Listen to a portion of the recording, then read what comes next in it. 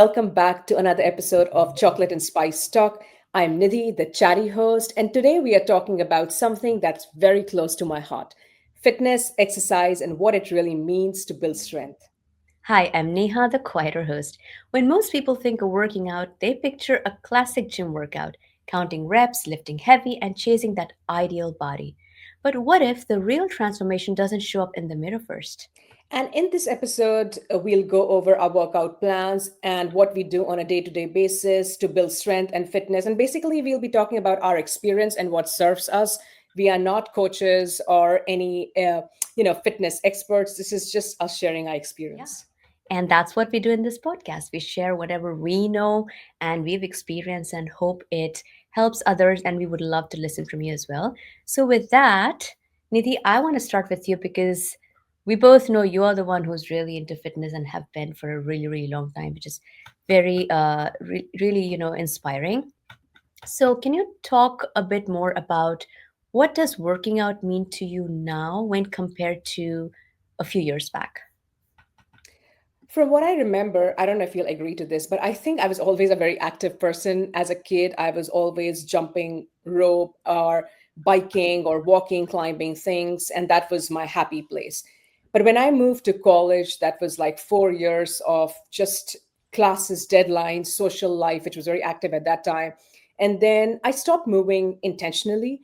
There was no like workout, any structured way of how I was moving my body. I didn't play any sports, and then came my master's, and that was a different kind of a social life. That was a lot of happy hours and eating out. And that was my first wake up moment when I felt that I was still in my 20s, but nothing felt right. I mean, I had this feeling inside me. It's like, why do I feel so sluggish? Where is my energy going?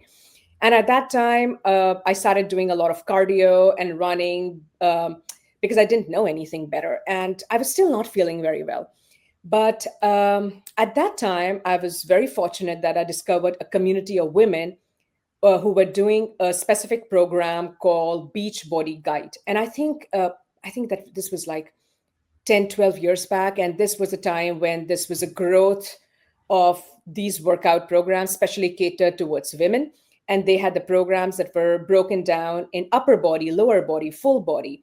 And there were groups around it. There were like groups of women doing the same kind of workouts. And we would encourage each other, keep each other accountable. And that's when I started my Instagram account, which was just a fitness account long time back.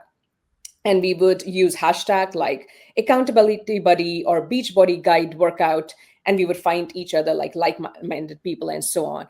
And one funny story on this, the Neha, I don't know if you remember, I was living in Bay Area, and there was a workout event where Jiraji, that is my brother-in-law, he dropped me to a workout class, which was outdoor.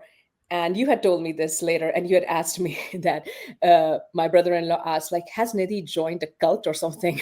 They were like bunch of women in their workout outfit working out together, but it was not a cult. It was a boot camp where everybody in that community who was doing the same program, we got together and we were just trying to do this fitness thing together. And then on my journey, when I got comfortable with body weight workouts, I was like, oh, maybe I can up my game. And then the same workout had different levels, and the other level was uh, adding few weights like 5 pound, 10 pounds, 12 pounds, and just experimenting and seeing how my body responded. And one thing that has been consistent throughout my journey is that I always learned every all kind of workouts through apps or workout programs, and never really had a personal trainer. So again, to each their own. I know you can learn faster and better with a trainer who helps you with your form, but I just paid attention to the instructions in the app, and that served me, that helped me, and I was able to go into the details. I was able to ask help whenever needed. There were a lot of YouTube videos that I utilized to understand, what does engaging a core mean, what does engaging your glutes mean, and so on. And then later I discovered yoga through Yoga with Adriene YouTube videos, and that taught me about balance, recovery, connecting to my body. And now I do yoga a couple of times a week. So throughout these 10 years, I consistently did body weight workouts, strength workouts at this stage of my life. One thing that has become a very big part of my exercise routine is mobility. When I was younger, I could just roll out of bed and just do any workout and I was fine, but not anymore. I mean, first 15 minutes of my any workout is just stretching, activating my muscles and warming up my joints. And as you reach your 30s and 40s, research does show that mobility becomes one of the most important component of overall fitness. It supports joint health and prevents injuries. So in my mind, it is all about longevity. So I'm setting myself up for success by including all of these warm-ups and all of these techniques of stretching, which was not a part of my workouts like earlier when I was in my 20s. So all I can say is right now I'm obsessed with like weight training in my home gym. Again, not a gym like a real gym person, but home gym serves me very well. All right, that is a little bit about how my workout routine has changed from my 20s to 30s and so on. What about you? Yeah, for me, yeah, you'd asked earlier, were you an active child? I can confirm you were a very active child. You were a very outdoorsy person from the get-go. Me, as you know, I was always a very quiet child, but I was a very conscious child. Now that I think back to myself, like I was a very mindful and conscious child. And I, and a dad's a doctor, so he used to have all of these medical books, and I was very much into reading. So I remember when I turned 13 or 14, it occurred to me that I should start thinking about health. And you were too young then, but what I used to do, even as early as young as 15, I used to wake up at 5:30 in the morning, and there was no way for me to understand what exercise means. There were no YouTube channels, and I'm talking 30 years back, Hmm. right? At the very least 30 years back. Yeah, Yes, you were a teenager. Yes. three, yeah, 30 years back. So no YouTube, no nothing, there was no way for me to understand what real exercising is. All I had was a skipping rope and some understanding of whatever they taught in school, like jumping jacks and things like that. So I used to wake up in the morning. I used to jump rope like 100, 500, I don't know, and a lot of times. And the idea was to stay as active as I possibly could, because after that I had a full day of school and all of that. And then I was very mindful of what I ate. So that's how I would try to be active, because I was never a sportsy or an athletic person. But similar to what you said, once I started college, because I was in engineering maybe, and because I felt like I had to, study more than do anything else, I just gave up on the thought of exercising or being active at all. The most I would do is walk a bit, and completely lost it. And from that period onwards, so probably from the time I was 18 or 19 all the way up to after having my son in my 20s, I wasn't exercising. I really just wasn't exercising at all, or was mindful about exercising. And after having my son, I had some health challenges, and it occurred to me that I should do something. Uh, One thing I will add is that I just didn't know what was the right activity for me. So immediately after having my son, I never had, like, it was not about losing weight or gaining weight. For me, it was really, let's like trying to get fit, but I just didn't know what to do. And I probably exercised wrong. Like right after giving birth, you don't want to push your stomach muscles too hard and things like that. And I didn't feel good. And so I stopped again. And then I stopped again for a very long time. So truly, I started exercising much, much later, maybe in my early 30s. And that was more consistent, where I would like figure out a 15 minutes plan of whatever my source of exercising was. It was typically aerobics kind of exercise, where I would jump around or like dance or things like that. It was only towards my late 30s that I realized I need muscles. I'm a very small bone person, as you know, and so it is also very important for me to protect my bones and therefore build muscles accordingly. So that's when I started going deeper. And of course, I was very inspired by your journey. And then and you used to always talk about lift weights and so on. And my son, as he grew older, he was like, lift weights, and I'm like, okay, lots of people are telling me. So I did get dumbbells and things, and I started lifting weights.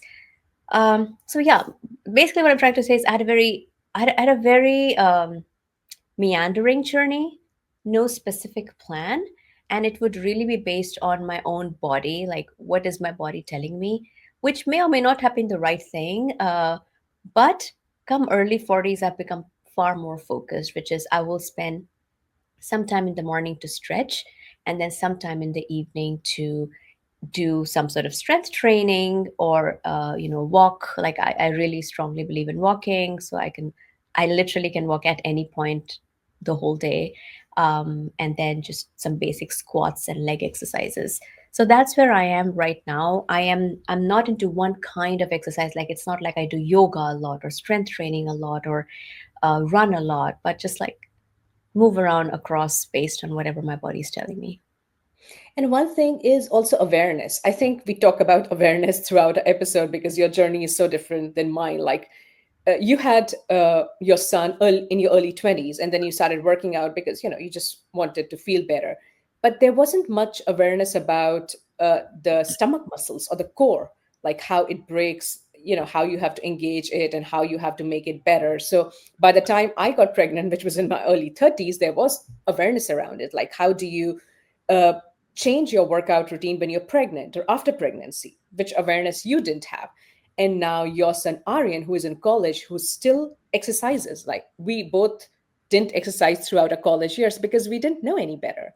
There wasn't a concept of gym when I was in my college, right? So it's like hopefully every other generation learns something and does something better for the health and wellness. I agree. I think this awareness has definitely already started improving in general health for the next generation, and we can definitely learn. Like our moms didn't know they have to build strength or they have to build muscles, but we are already aware and we are already working towards it. And also we lead a very sedentary lifestyle, unlike at least our mom, who is still extremely active and lifts very heavy just by virtue of doing the household work, which we don't have to do a lot of. We sit 8 hours a day, and it's not a lot of running around. So I think we need that extra effort to compensate for the lack of general mobility that our parents enjoyed. But of course, yeah, concentrated workout is also helpful. So I was wondering, like you mentioned, you have reached a certain stage and a certain understanding about exercising. How do you challenge your body right now? So I love structure in life with anything. And so I follow these workout plans. And for a very long time, I just followed the standard do 12 repetitions, 12 rep, 3 rep, 5 rep. And that gave me structure, which worked very well. And I was building endurance, but I felt that I'm not getting stronger. And that's when I started really understanding the difference between endurance, stamina, and strength. So endurance is your ability for your body to be able to do something for a long period of time. Like you can run a couple of miles, you can do lighter weight exercises, but you can do it for longer, like many number of reps. Stamina is actually when that's a mix of endurance and energy. How long can you sustain effort while still performing very well? Strength is totally different. Strength is how much force your muscles can produce. It is what is built when you lift heavier or you push your body till fatigue. So that understanding really helped. Plus, a couple of years back, your son, my nephew Aryan, he had told me something to me that really stuck. And he said, Nidhi Mosi, I see that you're doing a lot of reps, but I can see that you're not lifting heavier. And honestly, at that time, I was like, what does a teenager know about building strength? And I was like, brush it off. But now, but now I completely understand how right he was because I was not lifting heavier, and that is a rectification that I've done now. That now I lift heavier. So even if, let's say, the workout says you have to do 12 repetitions of something, what I do is I lift a heavier weight. I might not be able to do 12 reps. I'm only able to reach 8 or 10, but I'm able to do it with a good form until my muscles are fatigued. So that really helps.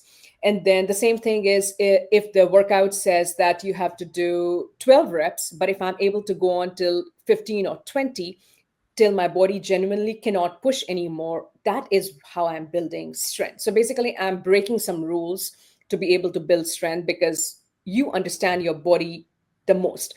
And physiologically too, like if this is how the muscle fiber grows, like you push yourself beyond a comfort zone and you create tiny tears in your muscle tissue by lifting heavier, and then when those fibers actually repair, is that's how you build strength. And then you might agree with me on this. It's like when we talk about aging, I truly believe that the only thing really anti-aging is strength training. I mean, obviously there are a lot of products and there is cosmetic fixes and Botox and fillers and all of those things that you can do, but none of them can do what lifting actually does. And you touched on it. Like science also strength says that strength training preserves the muscle mass that women lose faster than men. And then once we do strength training, our energy level goes up, our metabolism increases, and so on. So I think I do want to believe that this is one of the best way to remain youthful and do the best for your body. So I truly believe this is the best anti-aging hack. And I have nothing against like Botox and fillers. Maybe in 10 years time I will use some of these cosmetic fixes, but for now, lifting weights is gives me so much joy. Yeah. Very interesting. Yeah.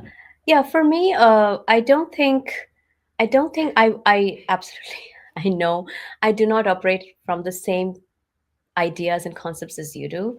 Um, I think what you said is right. Like in general, exercising, mobility, staying fit is helpful in maintaining our body and therefore uh, potentially anti-aging. I mean, are we going to look young forever? Of course not. Is our body going to look young forever? Of course not. But hopefully, we're going to be as healthy as we can be. For me, honestly, the thing that I'm challenging myself is not to break down. So I'm in my mid 40s, which is a very interesting age because unlike even when I was turning 40, where like cosmetic visual visuals of aging were visible, like okay, I started getting gray hair, like potential like wrinkles.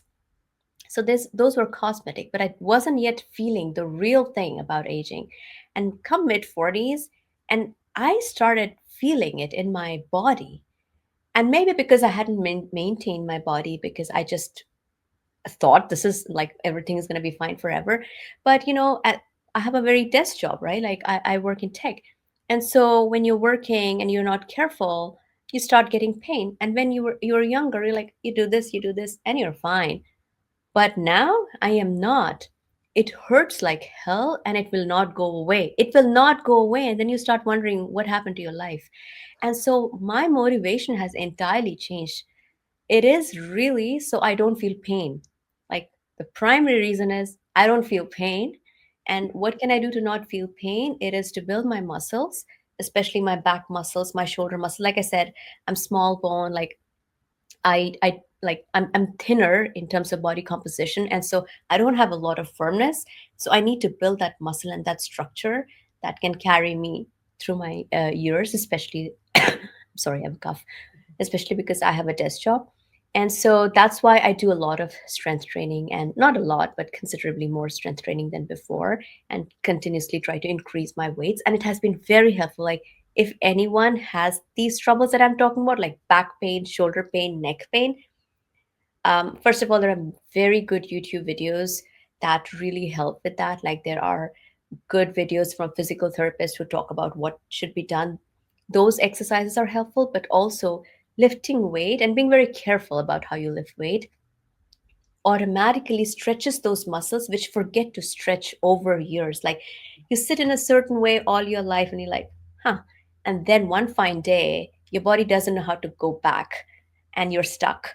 And so when you keep your body flexible, you don't have that problem. So I really try to focus on flexibility, building muscles, and mobility. Mobility means like constantly moving, Mhm. not sitting for more than an hour at a place, like getting up, walking around. For me, those three things work.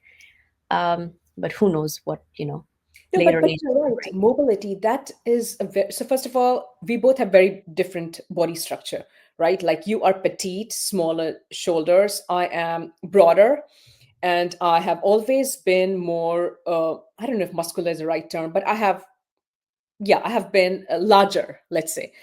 as compared to you, like when you compare to people in a family. So that has been our body structure, and different things have worked for you. Like I have tried to push you my way so many times, but you stuck with what felt right for you. So every body type is different, right? Like we're just sharing experience, and I have learned through trial and error. I have tried so many different things, and now I've found what has stuck with me, and it has evolved throughout my age, and how my body and my hormones, and now we both are in perimenopausal stage. So as Miranda, during one of those perimenopause and menopause episodes, she talked about strength training, and that we truly see, like tracking the cycle and so on. One other thing, you talked about mobility, and this is something I learned from you. It's like one great thing about you and your fitness journey, or how you stay active, is you move a lot throughout the day. That is something that I don't do. And I've slowly realized that's not a good thing, because I wear my aura ring, and that's again goes back to tracking. It tells me that it's great that you're working out for 1.5 hour end of the day, but you are not consistently moving throughout the day. And it points out, it's like, oh, you had such a long period of non movement or non mobility, because I sit for a long time. I have my water beside me. I don't even get up, maybe just to pee or something, but I don't move, like walk or do like 10 or 12 squats or whatever that's recommended every 1 hour. And now I'm trying to break that cycle, which is harder, because I like my pattern. Like I wake up in the morning and I just do my whole day of work. I pick up Vikram and then I work out. But that's not helping my body at this stage. It would have been fine in my 20s, but now in my this perimenopausal stage, I am making an effort that every 1 or 2 hours I move, even if it just means like walking around the house, like not even stepping outside the house. I literally walk in the living room to bedroom and so on. And that has been a game changer for me too. I 100% agree. And we've been talking a lot about, like our papa says, Mhm. health is wealth. Like every time we talk to him, he's like, that is core. He starts this our conversations with health is wealth. Take care of your health. And that is so true because I will tell you, maybe I train my body, or maybe that's what my body needs. If I sometimes forget and sit for 2 or 3 hours, like if I'm concentrating on something, I will not feel good. Like my tummy will not feel good. Something somewhere will hurt. Like sometimes my bones, when I get up, I'm like, oh my gosh, I'm not able to stand straight. It's so weird. And so all of these are clear signs that body needs regular mobility. I mean, that's what our body has grown to become. So yeah, I totally agree. But how are you thinking about? I mean, you basically described how important for you health is. Yeah, I mean, I think when Papa used to say health is wealth, from the very childhood, we have heard this floating around. And initially, I was like, all right, health is wealth, whatever. It did not make sense to me.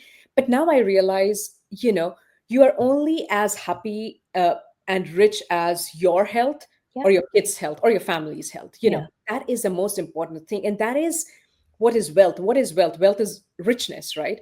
And what does that really mean? That just means that this is something that money can't buy, but you can work towards, right? I mean, Hmm. this is something that you build by yourself. So for me, it is the like wealth is richness. And for me, richness is feeling strong, feeling well rested, having the people I love around me, building a community, and all of that I create for myself with or without money.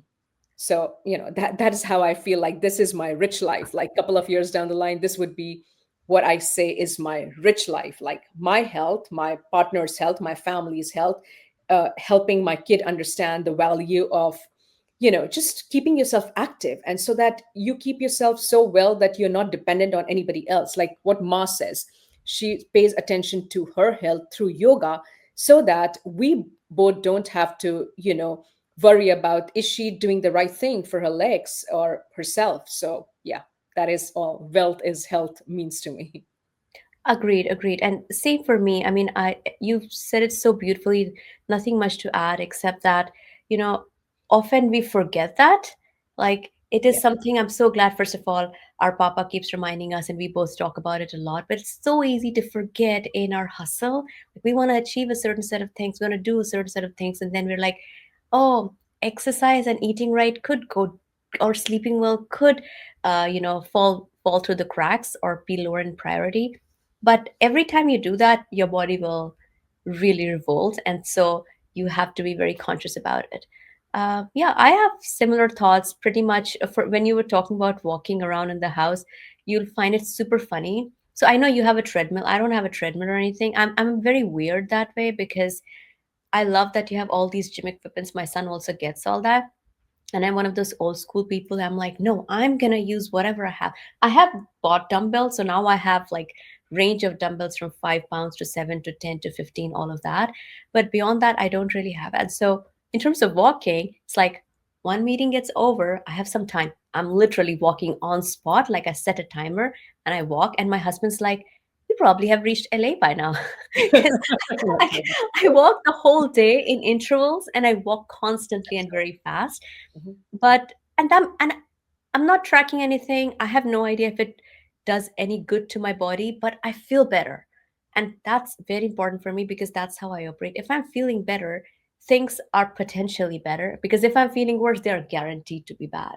So I would You much are rather. very intuitive. And we have established that through a lot of our episodes. You are very intuitive. Like you are very in tune with your body. Like you listen. That's I think one of your superpower, whether it's gut or your mind or your this, you have the ability to really listen. So that's why you don't need things, artificial things like me to track it. Because you just know that whatever you're doing is helping. Like I'm very dependent on data, which has its own pros and cons, Yeah, but for you, whatever works. yeah, yeah.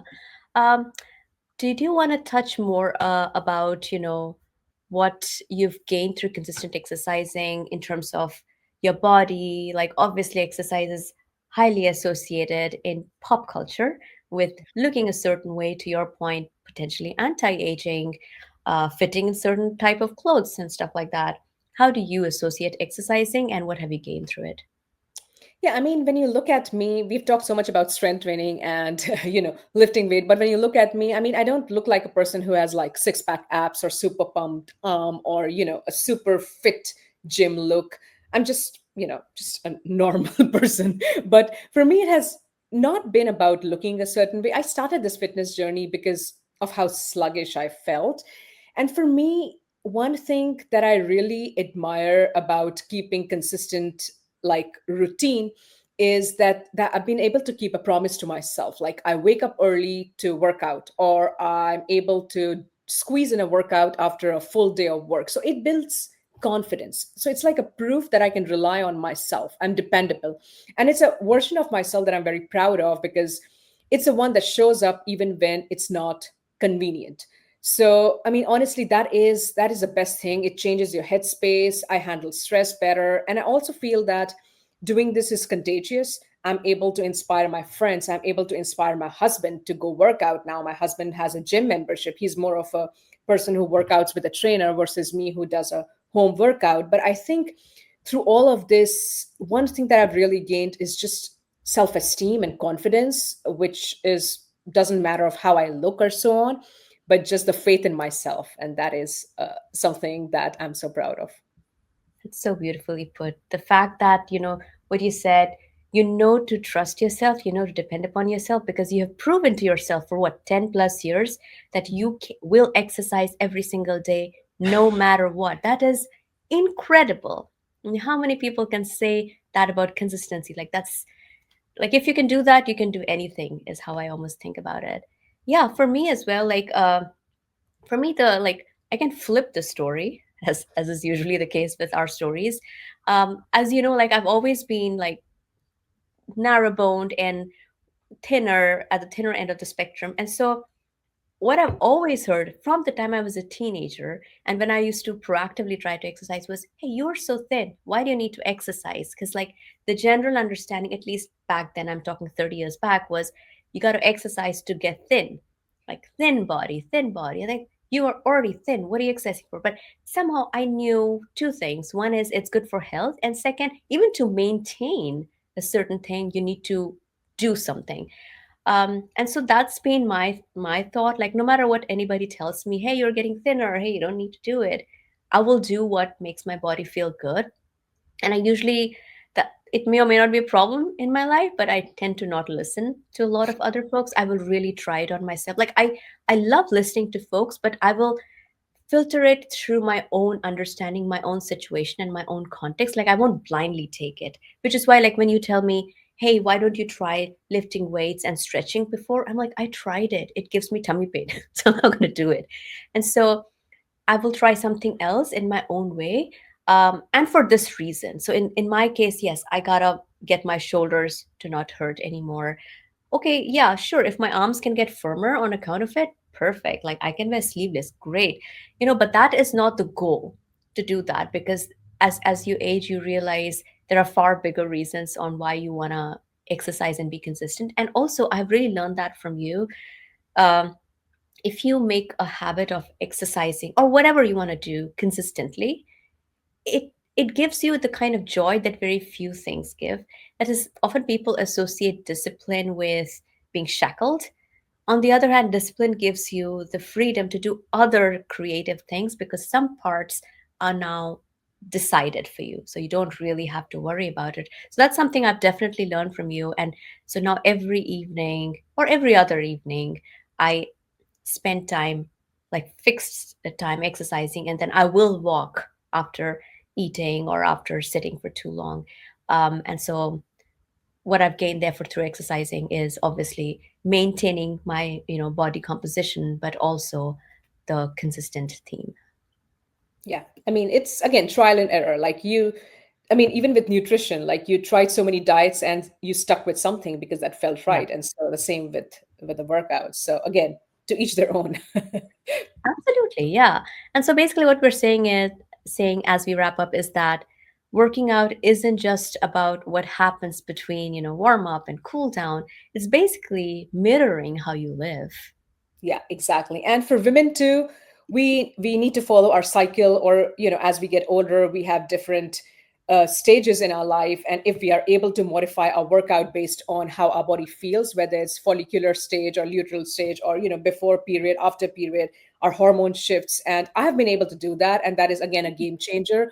Like now I do all the heavy lifting in my stage, like after the period, when it's more my ovulation stage, when my energy level is very high, and that's what I do. And during my period time when I have low energy, I just stick with yoga or stretching.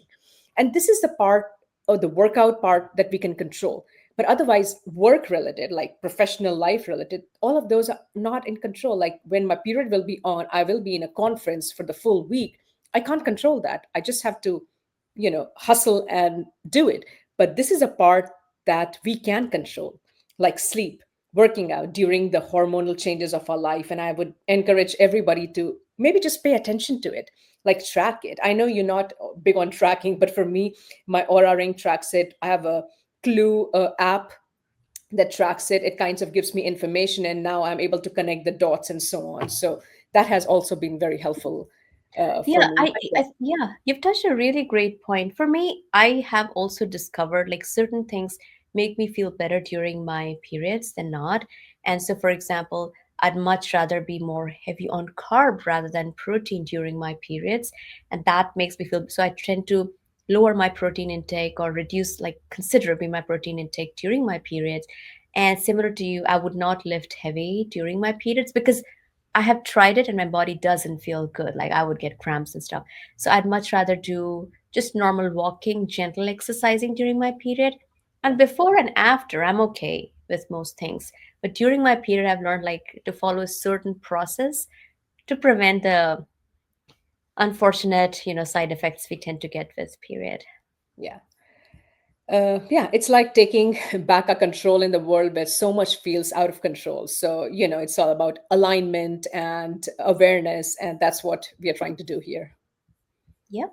Yep. Definitely not thinking about perfect abs because I never got that ever. I never got a flat tummy, and I've given up any hopes of getting a flat tummy. And I don't think that is important enough for me to go for. What is important for me, and hopefully for most people, is to really preserve our health because that's the key to being as happy as we can be. All right. I think we covered most of the thing, right? Absolutely. Well, All all right. right. Thank you so much. Yeah, go ahead. I was just going to say the same thing. Like, thank you to everybody who tuned in to our this episode of Chocolate and Spice Talk. As usual, we really love sharing, whatever we know with you, and we'd love to hear from you. There are various ways in which you can contact us. We have our Instagram account, Chocolate and Spice Talk. We also have a website, chocolateandspicetalk.com, where we share a lot of the behind the scenes photos and details about our lives in blog posts. Bye for now. Bye.